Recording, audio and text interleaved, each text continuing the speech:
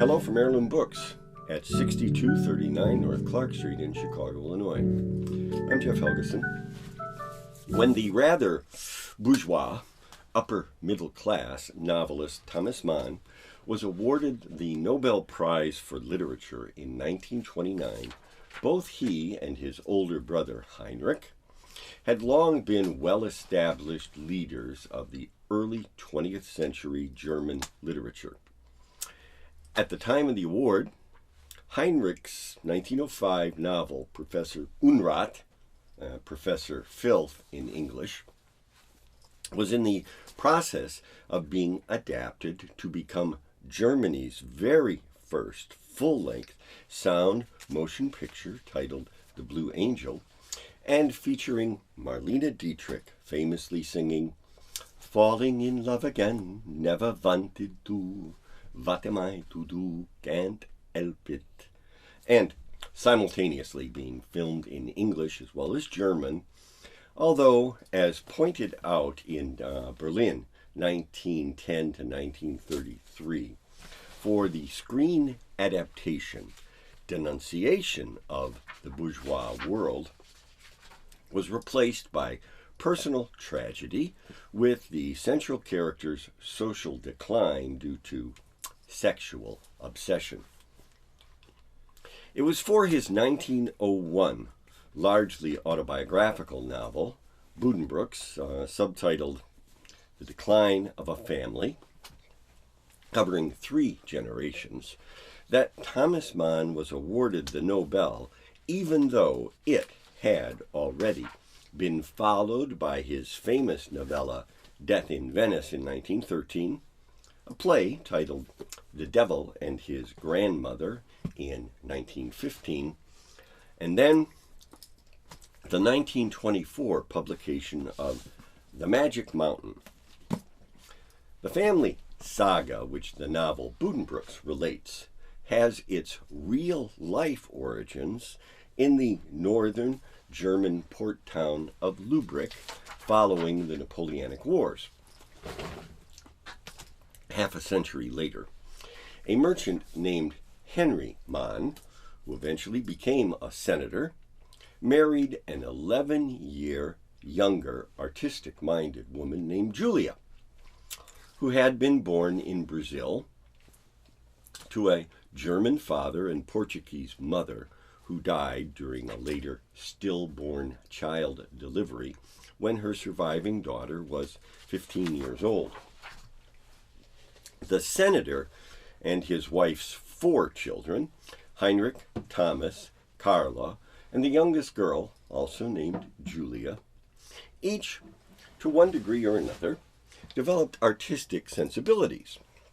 largely influenced by the salons that their mother frequently organized throughout her life. Somewhat like Heinrich's film-adapted novel, Thomas Mann's Death in Venice, which was eventually made into a motion picture starring Dirk Bogarde in 1971, depicts the personal decline and, as its title clearly states, ultimate death from cholera of a 50-year-old writer named Gustav von Aschenbach. He's described in the story as having a strong physical resemblance to the composer and conductor Gustav Mahler, who died 2 years before the publication of Death in Venice in 1911. Like the shade of an ancient Greek hero being ferried across the river Styx, Aschenbach arrives in Venice by gondola and soon develops a powerfully debilitating and unfulfilled homoerotic obsession with a young Polish boy who appears to him to be the living embodiment of the classical god Eros, and who, within the next few years, would also resemble the real author's son Klaus, toward whom diaries published after the writer's death have revealed he felt a very strong and incestuous sexual attraction. The Magic Mountain is set between 1907 and 1914. It was begun after Thomas Mann had visited his wife Katja, somewhat younger woman from a wealthy secular Jewish family who'd had an intimate relationship with her twin brother Klaus, to whom Mann himself had initially felt attracted, writing a book about incestuous twins, like Richard Wagner's operatic Parents of Siegfried, which the novelist's father-in-law unsuccessfully sought to suppress during her treatment for a respiratory illness in 1912. Published 5 years before receiving the Nobel Prize, in The Magic Mountain, Thomas Mann relates the experience of an orphaned young man who'd been raised by a grandfather and then a maternal uncle, Hans Kastorf, an engineering student, when he goes to visit a sick cousin for a period of 3 weeks in a Davos, Switzerland tuberculosis sanatorium, but becoming ill himself,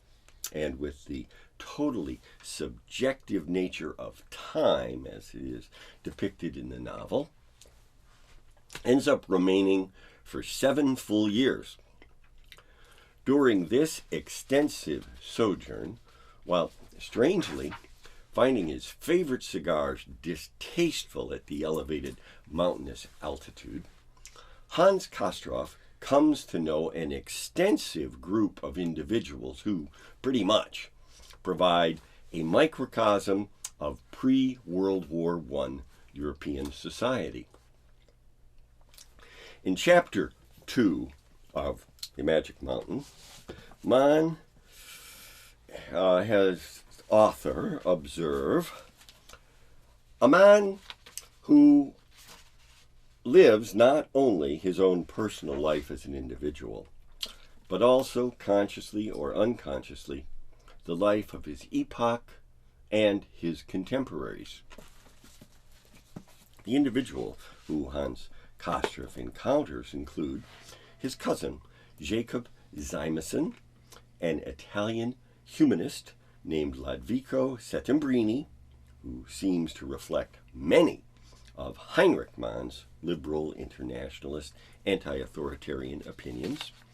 a Jewish communist authoritarian convert to Jesuit Catholicism named Leo Naptha,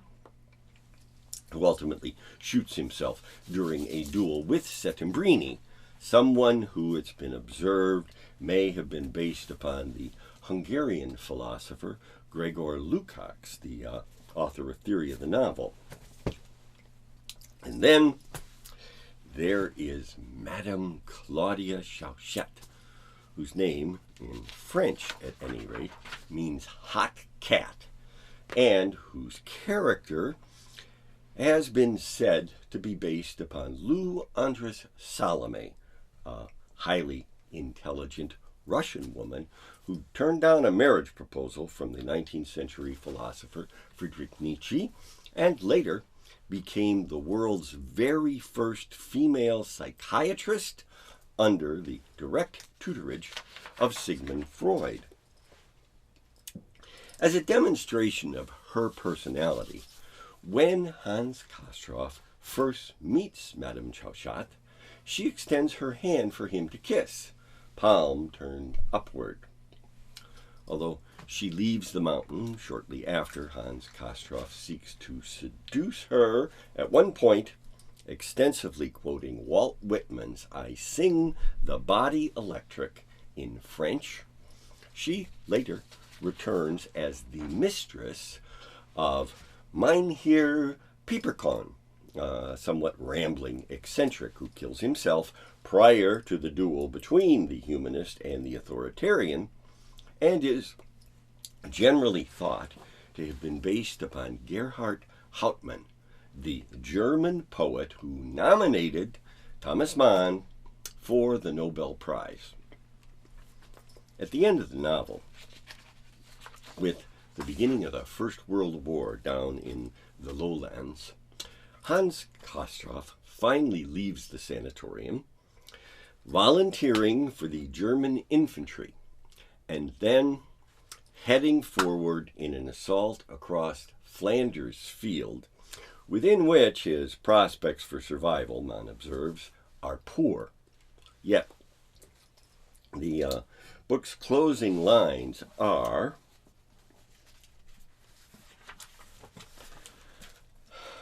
out of this universal feast of death, out of this extremity of fever, kindling the rain-washed evening sky to a fiery glow, may it be that love one day shall mount? In 1918, the year of the armistice concluding the war to end all wars and make the world safe for democracy, Thomas Mann published a Make Germany Great Again non-fiction work called Reflections of a Non-Political Man. In it, he justified the Kaiser's war effort, stating, German tradition is culture, soul, freedom, art, and not civilization, society, voting rights. The difference between intellect and politics, as a further example, is the difference between cosmopolitan and international. The former concept comes from the cultural sphere and is German. The latter comes from the sphere of civilization and democracy and is something quite different. These feelings of German exceptionalism were later somewhat echoed by the convicted and imprisoned insurrection leader in his 1924 publication Mein Kampf, Mein Struggle in English, when its failed art student author, Adolf Hitler, stated, all great cultures of the past perished only because their original creative race died off through blood poisoning, that is, by allowing themselves to be diluted through foreign influences. Before receiving the Nobel Prize in 1929, having expressed such ideas in The Magic Mountain as tolerance becomes a crime when applied to evil, in a novella called Mario and the Magician, Thomas Mann clearly seemed to have experienced a significant shift in attitude. Within this work, a German narrator, visiting Benito Mussolini's authoritarian, nationalistic, recreate the glory that was Rome and make the trains run on time, fascist Italy, witnesses the performance of a mesmerist with the power to take over people's minds, who is, finally, assassinated on stage, thereby liberating his audience from that power. It was only after an extended period of sibling estrangement regarding the First World War, cosmopolitan internationalism versus German nationalism, and the distinction between culture and civilization, according to Nigel Hamilton in a 1979 dual biography titled The Brothers Mann, that there was a reconciliation between Heinrich and Thomas, the zeitgeist, or spirit of the age, having caused each of them to come to live in the United States during the 1930s and 40s, even though the course of their personal lives and literary careers were to take very different paths. A seemingly happily married father of 6 children, who became a U.S. citizen while writing 4 novels collectively titled Joseph and His Brothers, that related the biblical Old Testament tale of the coat of many colors, bondage in Egypt, raised from slavery through providing the Pharaoh with dream analysis, and Joseph's subsequent anonymous care for his brothers, which also would become the source for the Andrew Lloyd Webber 1982 Broadway musical, Joseph and the Amazing Technicolor Dreamcoat. Thomas Mann largely served as his older brother's keeper and that of Heinrich's younger, alcoholic, former barmaid's second wife, Nellie, who sadly committed suicide in 1944, as previously had both of the two writers' actress sisters, Carla and Julia, one in response to an engagement ending sexual blackmail, and the other in despair over the end of an affair with a married man. Ultimately, once Adolf Hitler, as described by William L. Shirer in The Rise and Fall of the Third Reich, had systematically begun to trump German constitutional democracy, removing all potentially opposing deep state governmental officials, in addition to using Joseph Goebbels' fake news propaganda machine to eviscerate freedom of the press, beginning on day one as a dictator and employing executive decrees in an effort to create a today Germany, tomorrow the world future that the British writer George Orwell described in his novel 1984 as a boot stomping on a human face forever, in a process that the current Illinois governor J.B. Pritzker has observed took exactly 1 month, 3 weeks, 2 days, 8 hours, and 40 minutes. Heinrich and Thomas Mann each came to Los Angeles, California, where they joined such other elitist intellectual immigrants as playwright Bertolt Brecht, composers Arnold Schoenberg and Eric Korngold, film directors Fritz Lang and Billy Wilder, as well as actors Marlene Dietrich, Peter Lorre, and Hedy Lamarr, who also, in combination with composer George Antheil, helped create the frequency hopping technology for American submarines that has subsequently come to make today's cell phones possible, along with much of the supporting cast for the 1943 Warner Brothers Academy Award-winning film Casablanca. Immigrants. Clearly, a lot of the raw material for the fiction produced by both Heinrich and Thomas Mann appears to have come from their personal life experience, even if the full extent to which this was true only became apparent posthumously. And same can be said for Thomas Mann's son, Klaus, named after his mother's twin brother, and Thomas Mann's oldest daughter, Erica, who was both a professional actress and an author. Now, Heinrich Mann died in 1950. His younger brother, Thomas, passing away 5 years later, and 6 years after his then 43-year-old son, Klaus,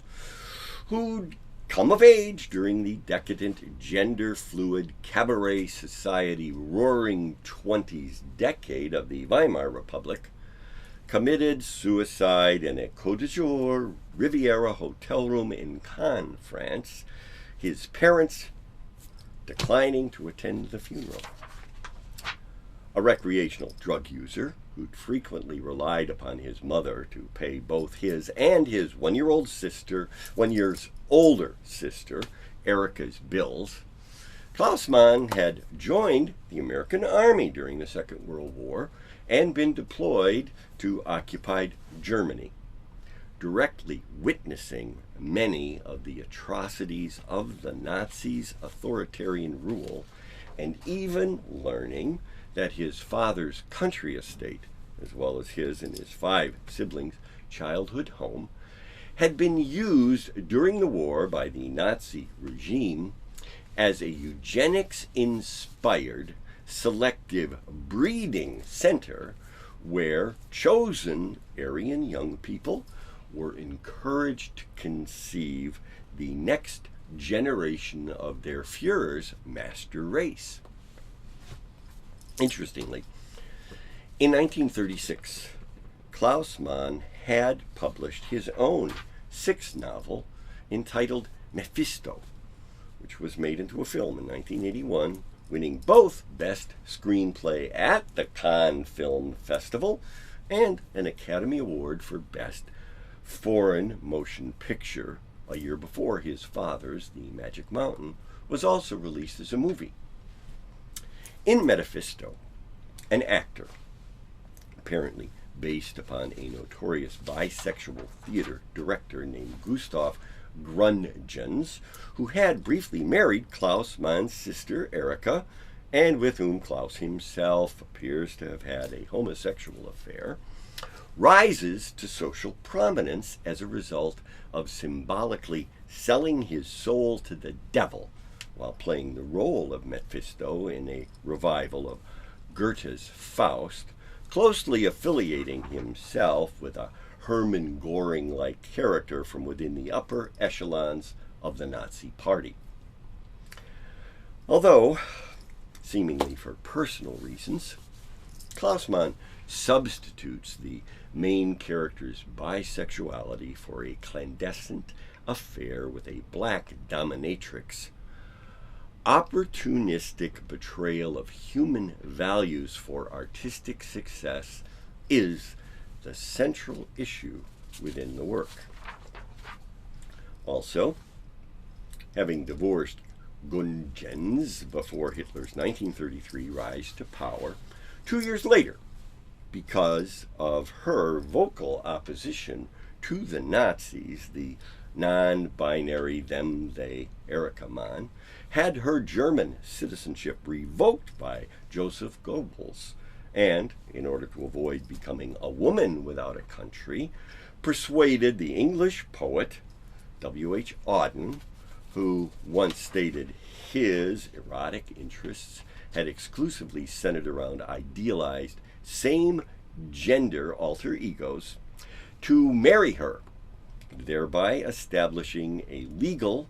lavender union of convenience, while also having a genitophallic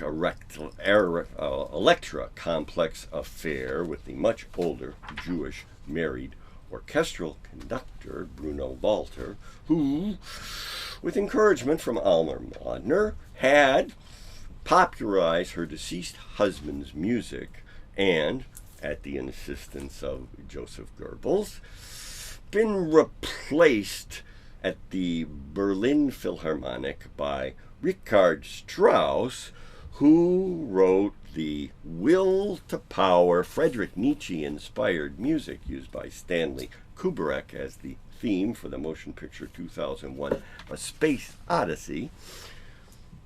a marriage that lasted until her death in 1969, 8 years before her youngest violist and composer brother,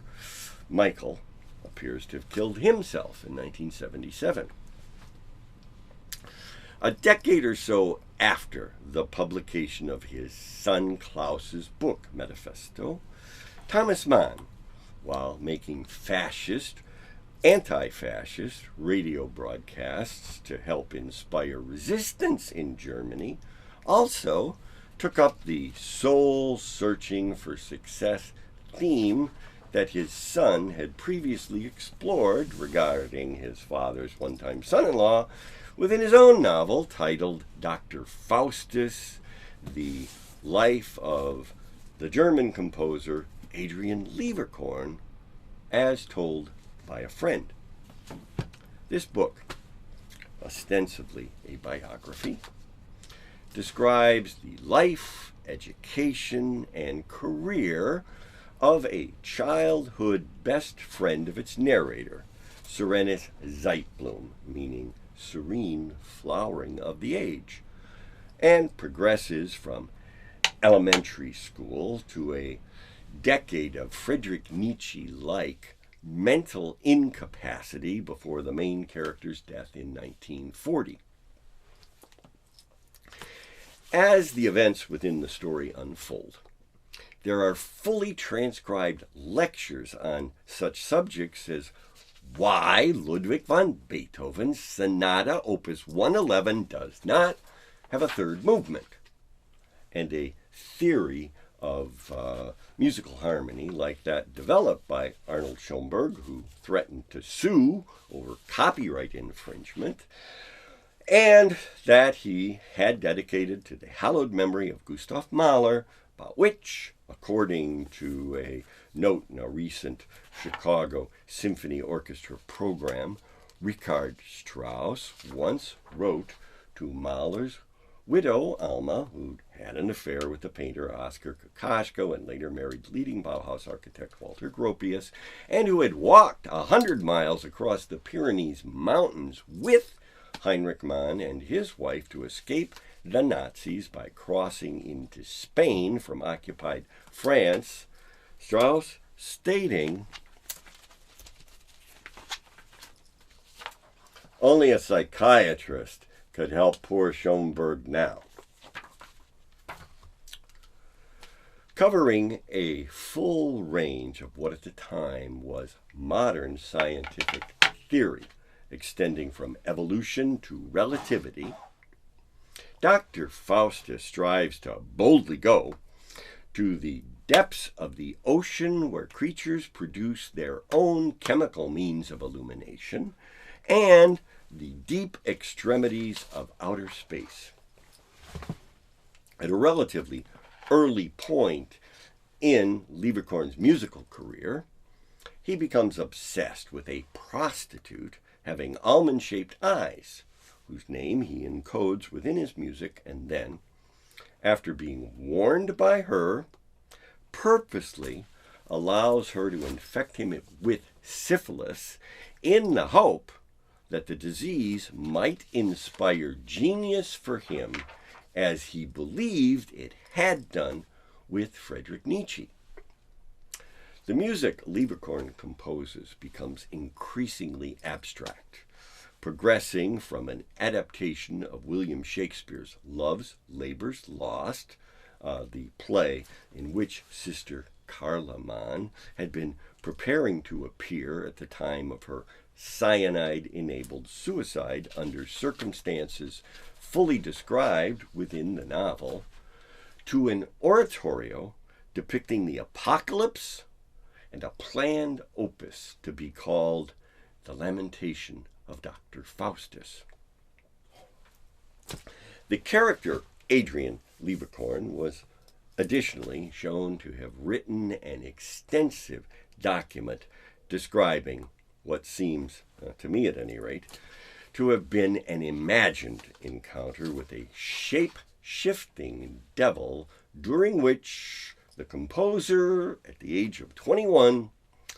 sold his soul in order to obtain 24 years of professional success, while also sacrificing his ability to love as part of the deal. Writing this biography at the end of the Second World War, at one point in chapter 25, narrator Zeitblum describes being acutely aware of 3 periods of time: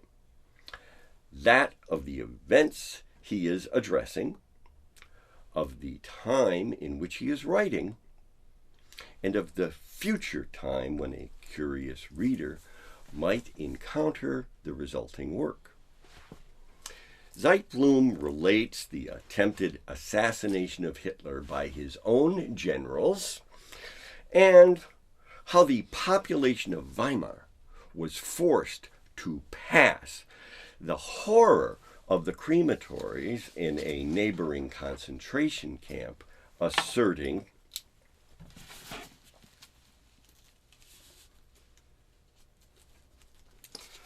all that is German now stands forth as an abomination and a warning. Within the novel,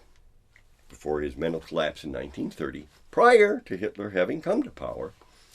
Adrian Leverkorn had unsuccessfully attempted to marry and then taken an amazingly charming nephew, his sister's son, under his care, and in his mind, causing the boy to die by coming to love him in direct violation of his contract with the devil, before then lapsing into the brain disease under the care of his mother that would finally take his life a decade later. The epilogue of this fictional life story concludes, God, be merciful to thy poor soul, my friend, my fatherland. What each of the Mann writers chiefly chronicled, sometimes from sharply contrasting points of view,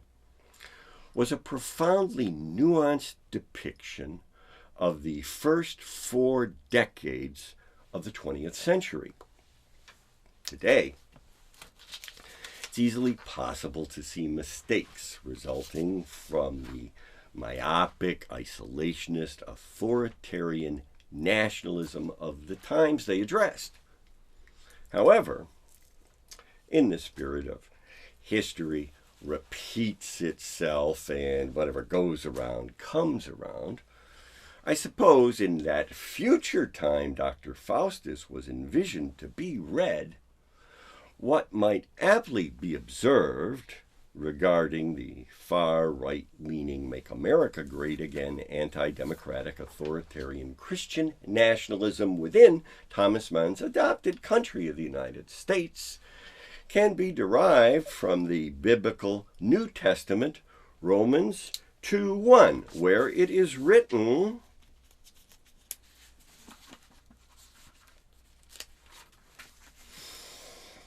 "You therefore have no excuse, you who pass judgment on another, for on whatever grounds you judge the other,